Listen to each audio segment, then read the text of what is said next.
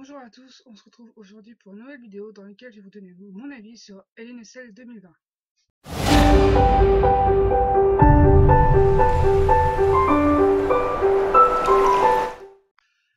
Donc LNSL 2020 a eu lieu le dimanche 25 octobre. Donc il y a eu un match en kick-off pour le titre 24/7, donc Astros face à Drogulak.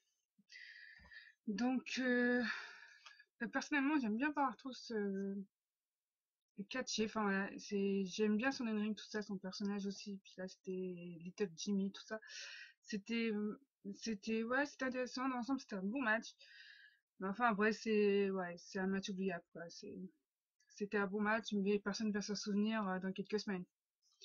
Ensuite, donc dans le show principal, donc l'opener Roman Reigns face à Jey Uso pour le titre universel dans un LNSL à Quit Match, donc franchement, moi qui n'aimais pas Reigns avant, donc avant qu'il fasse son retour à SummerSlam, franchement maintenant j'adore totalement, enfin voilà, son acting est totalement fou, enfin voilà, vraiment il est incroyable en tant que heel.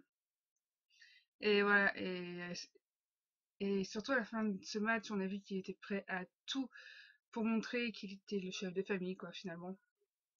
Donc enfin voilà, c'est quand il s'est mis à pleurer, tout ça, voilà, et que finalement il a fini par attaquer Jimmy Uso et que Jey a été obligé d'abandonner puisque Jimmy est blessé, et donc pour pas le blesser plus. Non, franchement, c'était incroyable. Et après, quand on a vu donc là, son père et son oncle, le patriarche de la famille, arriver, tout ça, enfin non, franchement, j'ai adoré. Voilà. Ensuite, nous avons dû faire diff face à Elias. Donc ouais, dans ce match, c'était là juste pour permettre de souffler après le match de Roman Reigns. Mais voilà, ça s'arrête là.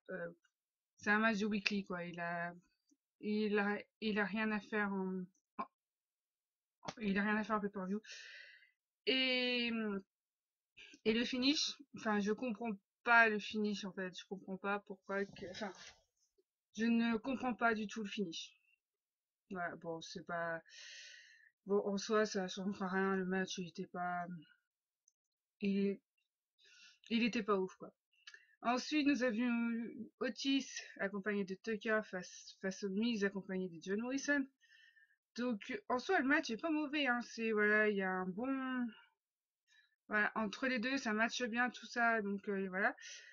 Euh, Après, le match est, voilà, bon, comme j'ai dit, le match est plutôt cool. Euh, voilà, le résultat est logique parce que mon Otis avec une mallette, enfin, enfin voilà, c'était bien d'essayer, mais enfin, on savait tous déjà que ça allait pas fonctionner, quoi. Voilà, Otis en tant que champion mondial, enfin, ça le faisait pas dès le départ, donc voilà, bon, voilà. Ça a été cool d'essayer, mais voilà, c'est bien que Miz récupère la mallette, du coup. Euh, Et par contre, la trahison de Tucker, enfin, j'ai pas compris, quoi. Voilà, quelques jours auparavant, il le défend au tribunal, et puis là, c'est que là, il tourne sur lui. Je comprends pas. Du coup, on va avoir une rivalité entre les deux. Et puis, Tucker va tomber aux oubliettes ensuite, forcément. Scotty se risque de tomber aux oubliettes aussi, hein, du coup, mais on verra bien. Ensuite, nous avons eu Bayley face à Sasha Banks pour le titre féminin de SmackDown dans un LNSL. Donc, c'est sans doute le meilleur match de la soirée. Enfin voilà, c'est Sasha Banks qui est la nouvelle championne. D'ailleurs, est-ce qu'elle va enfin réussir à faire une défense de titre? Voilà. Parce que bon, jusqu'à maintenant, voilà, dès la première défense, elle perd. Donc là, j'espère qu'elle va réussir à conserver son titre quand même. Mais sinon, enfin, en fait, là, franchement, sur ce match, tout le long du match, Sasha Banks a été totalement incroyable. Enfin voilà, enfin, ouais, non, vraiment, c'est ce match-là, ouais, vraiment le meilleur match de la soirée. Et la fin, voilà, le finish est un rappel à un NXT TakeOver qui avait eu lieu en 2015, la veille de SummerSlam. Donc c'était un match aussi pour le titre entre les deux. Et donc c'est un petit rappel et c'est intéressant. Et enfin ouais, donc franchement, ce match-là, c'est vraiment le match à voir de la soirée. Ensuite, nous avons eu un Bobby Lashley face à Slapjack pour le titre des États. Non, non, non, il était même pas pour le titre des États-Unis. Donc c'est Hurt Business face à Retribution. Donc enfin le match, franchement, il n'y a rien à dire dessus, quoi. C'est voilà, Bobby Lashley gagne, voilà, et ça s'arrête là. Voilà, ce qui est plus ou moins intéressant, si on peut dire, c'est l'après-match. Donc Retribution qui attaque Bobby Lashley et qui finit par se relever et à mettre tout le monde, en fait, là, tout le monde par terre à lui tout seul. Bon, bah, Retribution est déjà fini avant même d'avoir commencé, quoi. Retribution est déjà enterré, hein, voilà. Je pense que il n'y a jamais eu de plan vrai, il n'y a jamais eu vraiment de plan pour eux, quoi. Donc bon, bah, tant pis. Pourtant, ça aurait pu être cool, hein. Mais déjà, deux clans heal, comme ça, dans le même show, c'était pas le bon plan. Il fallait en mettre un SmackDown. Ce qu'ils ont pas fait. Donc, bah, automatiquement, c'était sûr que ça allait être soit leur business, soit Retribution qui allait mal finir, et bah, c'est Retribution. C'est dommage. Ensuite, le main event. Donc, Drew McIntyre face à Randy Orton dans un Hell in a Cell match pour le titre de la WWE. Donc, le match, je l'ai trouvé bon, mais il était lent, et surtout, il était long. Quand on voit tous les temps morts qu'il y a eu, il aurait pu facilement avoir 5 à 10 minutes en moins sur la durée du match.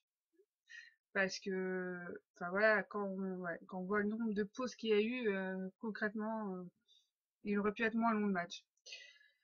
Euh, Par contre, pourquoi Randy Orton est sorti de la cage, enfin, pourquoi il a voulu sortir de la cage, puisque vu qu'il est pas champion, même s'il se fait disqualifier, bon, c'est un innocent, donc il n'y a pas de disqualification, mais même s'il se fait disqualifier, enfin, vu qu'il est pas champion, s'il se fait disqualifier, il a pas le titre. Donc, j'ai pas compris pourquoi il a voulu sortir. Bon, bon, après, ça s'est expliqué, puis c'est se retrouver sur le toit, tout ça, Randy Orton qui monte pour la première fois de sa carrière sur le toit d'une cage. Bon, euh, pourquoi pas. Mais voilà, des gens, enfin, des catcheurs qui tombent du toit de la cage, on en a déjà vu, hein. Voilà, surtout quand c'est l'Undertaker qui les pousse, mais bon.